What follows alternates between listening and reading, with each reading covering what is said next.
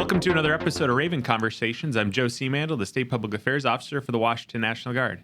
And today I'm joined by Sergeant First Class Sarah Braun. She's a senior recruiter, primarily located up in Snohomish. Yes. At the Armory there.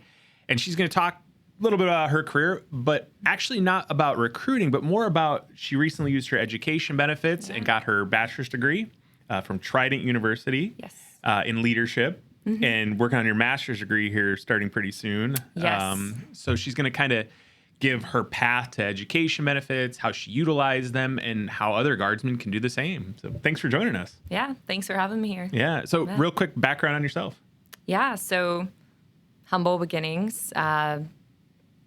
Basically, I grew up in a big family in Oregon. My dad worked, mom stayed home. Kind of a little different than the typical background. But my parents did not believe in education, and so I did not get an education growing up. Because of that, I was working around 8 years old, just to stay busy, do something. And essentially, that's where my first job started. By 13, I was making $15 an hour, working for the neighbors, doing yard work. By 16, I was a volunteer firefighter working full-time. At that point, I was no longer living with my family. And so, when I came to the National Guard, that was a big transition. I had at that point, quite a few civilian jobs that I had been working in. I knew what I didn't like, which was, there wasn't a lot of flexibility. I couldn't really go very far. And I saw that firsthand. And so, like the Guard, I basically got a phone call. That changed everything for me when I was 18. Yeah. So how did you find out about the Guard? Well, I got a call. Basically, a family member ran into a recruiter, and the recruiter was like, "Right, no anybody wants to join the Guard." And I got the phone call. He seemed honest. He seemed genuine. Like he actually wanted to help me, and potentially had answers, to the problems that I was having, which was, hey, I want to go someplace. I want to do something. I want to be somebody and help somebody in some capacity. Yeah. And so, it was difficult, not going to lie. He was willing to work with me. At the time, we had the GED Plus program. And so I went into the GED Plus program, and it was, harder than basic training by far. Just because you're studying and you're learning, the Army customs and ways at the same time. And so, basic training was a breeze compared to that.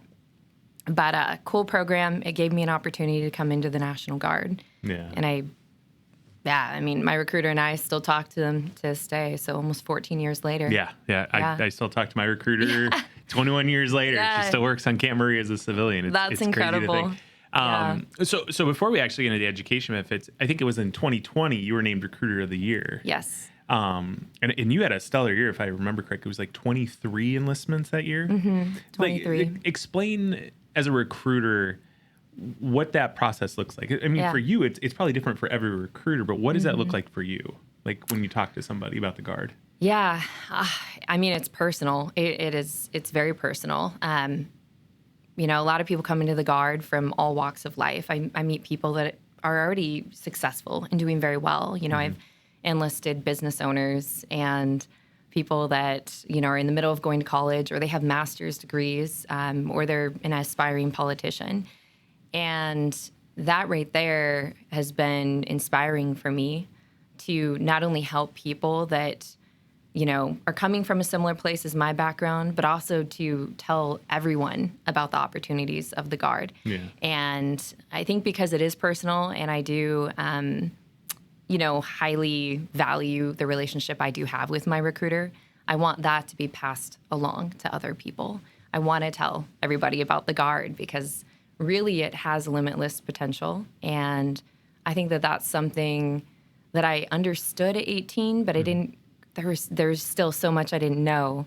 And so now that I have that experience, my goal is just to share and to let people know, you can really take it to wherever you want it to be.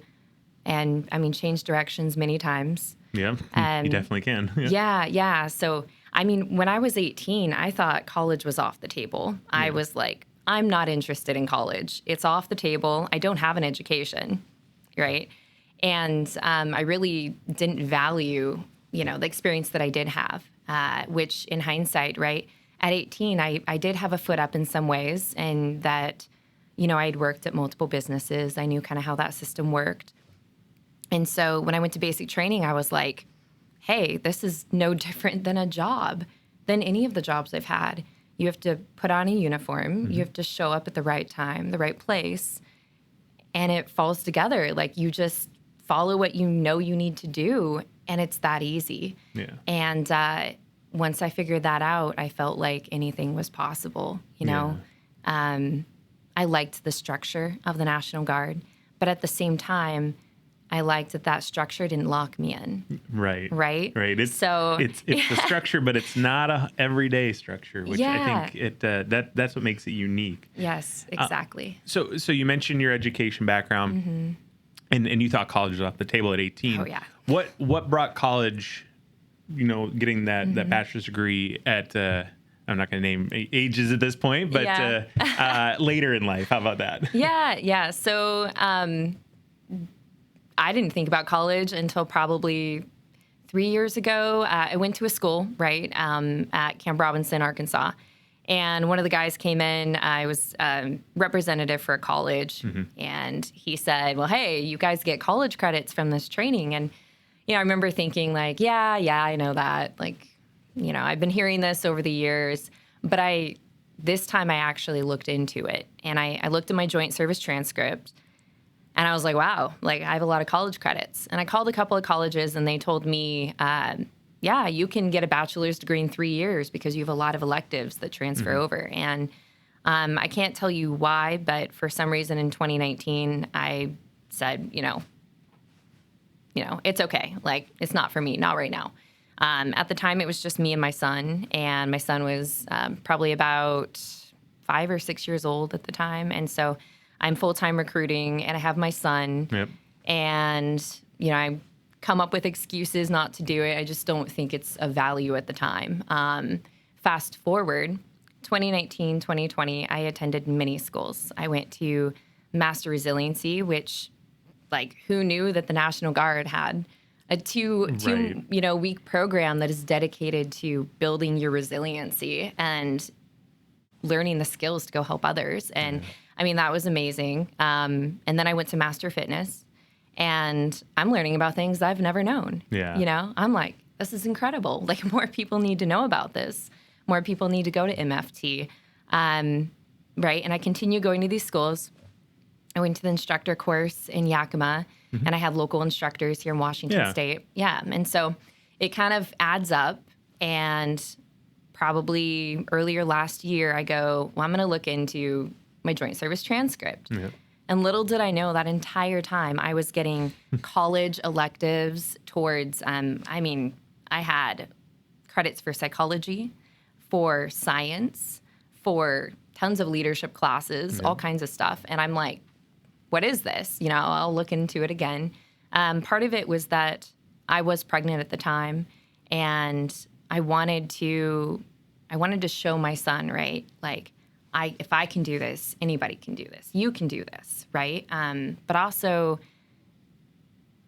more doors will open up, more opportunities. And that was my focus behind it, was when I leave the National Guard someday, what am I going to have? Yes, I will have a lot of experience.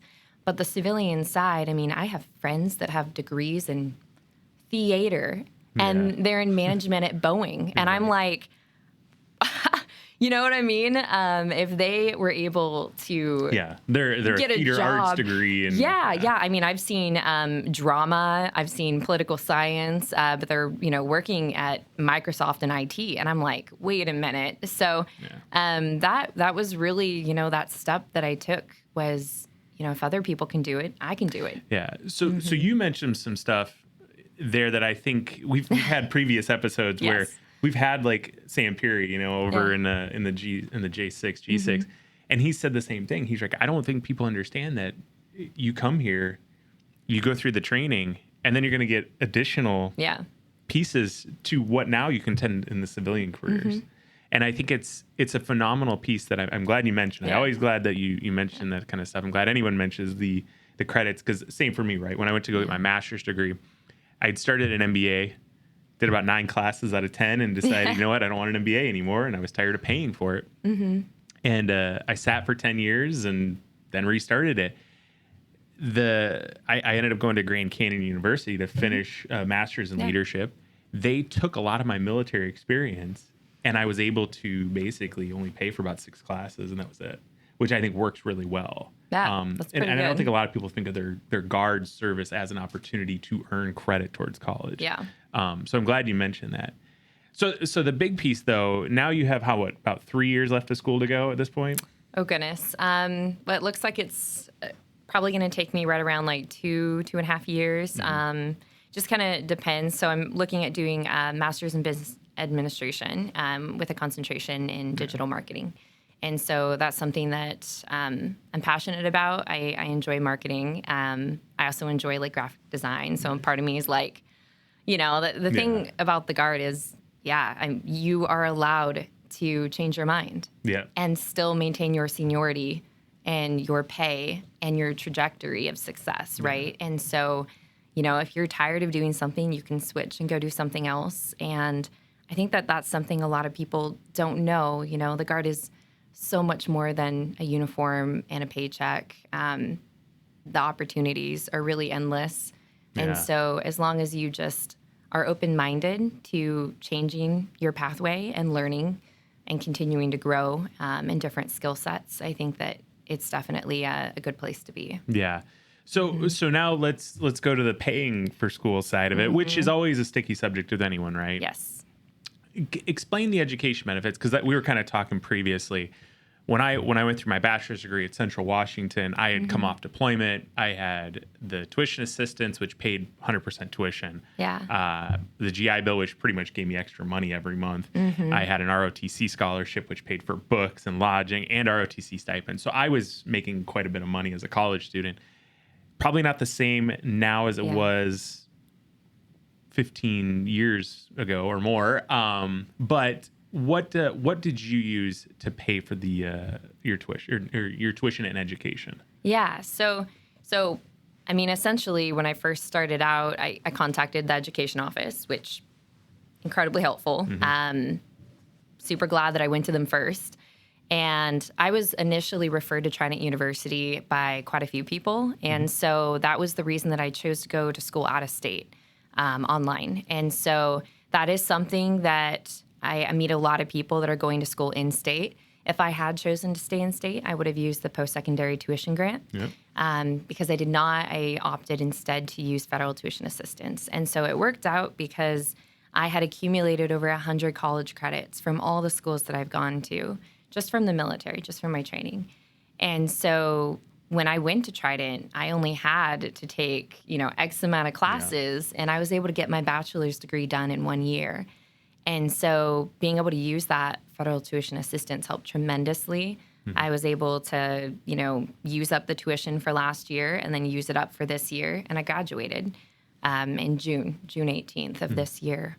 But, I mean, I looked at everything. I started researching, all different ways to get certifications and, what can we use to go to college. And you'd be surprised at how much there truly is. I do have my post-9/11 bill, and I've chosen not to use that just because my plan is to transfer it to my son. And I know that that's a big thing that a lot of people come and speak to me about is on their post-9/11 bill. And they don't know that you have to stay in the Guard. You have to have a minimum of 6 years, and you need to have remaining 4 to be able to transfer it to your dependents. And so that's something that, I'm trying to put out into the universe for everybody. That's a good one, I think, for everyone to know is you have to have that 6 years, and you have to have a minimum of 4. Like, truly. Yeah. I mean, that's 4 years of, their rent or mortgage getting paid for. 4 years of tuition covered, tuition and fees. That's incredible. I mean, some people save their entire lives to offer that to their children or their spouse. So overall, going to college allowed me to explore the benefits more, and we have so much that people are not using. So it's probably a future episode to bring in the education office folks. Probably Ellie Mae needs to come in here and talk with us more about what she does. Yeah, she's great. But as a career counselor, senior recruiter at this point, you're advising and guiding younger recruiters on the job and what they do. Speaking to any guardsman, what advice would you give them in the education, really referring to your education piece and your journey in education? What advice could you give? I would say take advantage of everything the Guard offers. Don't leave it on the table. Don't walk away from the Guard and give it up. You get $4,000 for certifications through the Army Cool program. $4,000, and it resets every year. That's Which amazing. We can definitely put the link to Army Cool in there. It is a great program too. Yeah. No, it's amazing. You have that program. I mean, it pays for certifications in IT. It pays for personal trainer certifications. You want to be a diesel mechanic? You want to specialize in brakes, or I mean, it just keeps going. And so that's just one of the many benefits, right? You have federal tuition assistance, $4,000 a year. Now the federal tuition assistance in the Army Cool program, if you use, let's say, $2,000 of the Army Cool program, you're only going to have $2,000 left for federal tuition assistance. So there is that to keep in mind. The post-secondary tuition grant is great. And there's always full-time opportunities to get the post-9/11 bill, which, I mean, I highly recommend. Just to give an idea, we have positions all over the state that need to get filled, and folks, have that opportunity. And there's other opportunities as well where, yes, you're not going to get the tuition, the post 9/11 bill, but for instance, technician vacancies. Yes. We have them statewide. Like some of them are paying, $28, $30 starting pay. Yes. And a bunch of my recruits are in those positions, and they're making good money. They're happy. It's what they love to do. I have lots of recruits that are AGR or they're on long-term ADOS orders. So really, it's up to you. Pick your adventure. Choose what you want to do. And what's great, too, is you have that freedom of, if I choose not to be a recruiter, I can resign and I can go look for a job at Microsoft, or somewhere else, We have options in the Guard that are just really difficult to get in other branches. Yeah. So I would just encourage guardsmen, take advantage of your benefits. Like I said, don't leave it on the table. Explore all of your options, because if you become good at resourcing, then really the world is your oyster, and you'll take a lot more away from the military and from life as well if you do that. Yeah. No, extremely well said. Anything else you wanted to put out there? And I would say, enjoy your time in the Guard. If you're not having fun, then change your job. Do something different, Yes. Look into your opportunities. A lot of folks don't know that they have options, and you absolutely do. And we have so many positions in the Guard that we need to fill. And, I see people all the time that, move around and do different things. I've seen captains, transition into being warrant officers. I've seen warrant officers resign their commissions because they're like, it's not fun anymore. And they want to become, they go back to enlisted. I've seen it all at this point in that department. And I think the younger generation in the Guard, they don't know what their opportunities are. Would completely agree with that. And I think that's a fantastic message for anyone is look around. If you want to change jobs, you have all the power to change jobs when you go for that second contract in the Guard. And absolutely. We always tell people that exact thing when they're sitting there and they're saying, hey, I'm thinking about getting out of the Guard. Well, what about the Guard don't you like? Mm-hmm. Well, I don't like the job. Okay, well, what part of it don't you like? And what can we do to make you enjoy this? Or what's something you want to do? Yeah, exactly. So I think it's a great message to put out there. It really is. Yeah. So last weekend, we had the family day for the 176 engineers. Mm-hmm. And I used to help them with retention. And I recruited out of Snohomish for 3.5 years. Now I'm back as a recruiter there. And I can tell you, just from being at the unit, being able to go around and talk to the soldiers and tell them what they can do with their benefits and what is possible, that is why I'm here. That's why, I want to stay long-term as long as I can, just to share and tell people, take advantage of the Guard's benefits like I have. If you don't know how, call me, and I will sit down and draw out a map of where you can go and what Yep. you can do and how to make it possible and how to make it happen. Yep. You know, because once you're in and you have that lifeline, you know, and you're allowed to not stay on the same pathway. You're allowed to do different things within the Guard, you know. I've had recruits that got out and came back in, you know, almost immediately because they're like, wait a minute, I missed it. Yeah. You know, or maybe they didn't talk to the right people. But keep asking questions, talk to the right people, and if people aren't, you know, if they're stonewalling you and you're not getting answers, keep searching for the answers. Keep asking. Yes. And I mean, that is why I have been in for 13 years, is because I haven't taken no for an answer, and I have found a way. And I know that other people can do that and make things possible that they want to happen. No, all fantastic. I appreciate you coming on and sharing that. If you're interested in getting in contact with Sergeant Braun, we can definitely put her information in the notes, especially if you live in the Snohomish area. Very easy to get a hold of her. If you like the video, give it a like. If you want to know more about the Guard, subscribe and make sure to comment if you have any questions. Thanks for joining us today. Yes, thanks for having me here.